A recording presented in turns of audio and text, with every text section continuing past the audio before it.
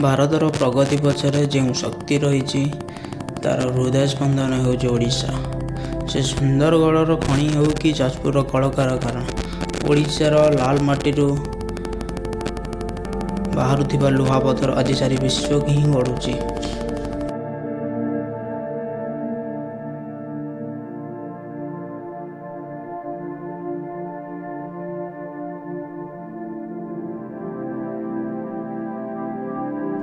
ଭାରତରେ ପାଖାପାଖି 33% ଲୁହାପଥର ଗଚ୍ଛିତ ଅଛି କେବଳ ଓଡ଼ିଶାରେ।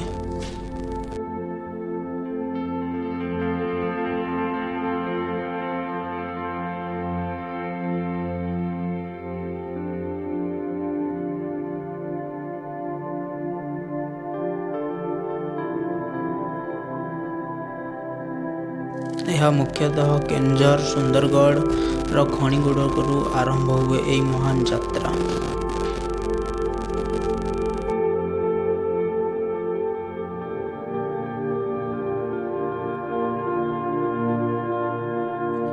ହଜାର ହଜାର ଟନ୍ କଞ୍ଚାମାଲ ପ୍ରତିଦିନ ପ୍ରତ୍ୟାଖ୍ୟାନ ପାଇଁ ପ୍ରସ୍ତୁତ କରାଯାଏ।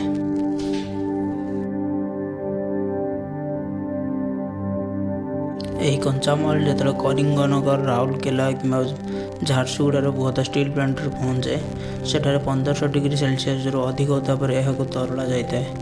ବ୍ଲାଷ୍ଟ ଫର୍ନେସ୍ରୁ ବାହାରିଥିବା ଏହି ତରଳ ଲୁହା ହିଁ ଆଧୁନିକ ଭାରତର ମୂଳଦୁଆ।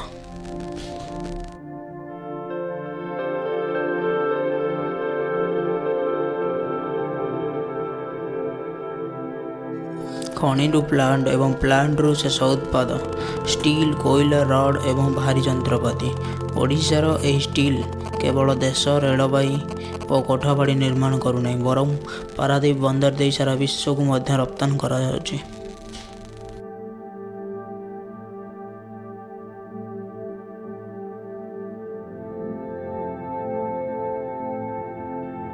ଦୁଇ 2030 ସୁଦ୍ଧା ଓଡ଼ିଶା 100 ମିଲିୟନ ଟନ୍ ଷ୍ଟିଲ୍ ଉତ୍ପାଦନର ଲକ୍ଷ୍ୟ ରଖିଛି।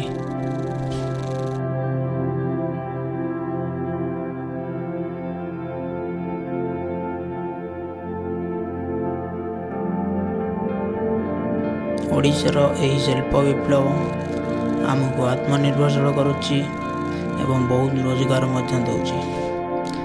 ଏତିକି ମୁଁ ଶେଷ କରୁଛି ଭିଡ଼ିଓ। ଜୟ ଜଗନ୍ନାଥ। ଭିଡ଼ିଓଟି ଭଲ ଲାଗିଥିଲେ ନିଶ୍ଚିନ୍ତ ଲାଇକ୍, କମେଣ୍ଟ, ସେୟାର ନିଶ୍ଚିନ୍ତ କରିବେ। ଆଗକୁ କେଉଁ ପ୍ରକାରର ଭିଡ଼ିଓ ଚାହୁଁଛନ୍ତି ନିଶ୍ଚିନ୍ତ କମେଣ୍ଟ କରି ଜଣାଇବେ। ଜୟ ଜଗନ୍ନାଥ।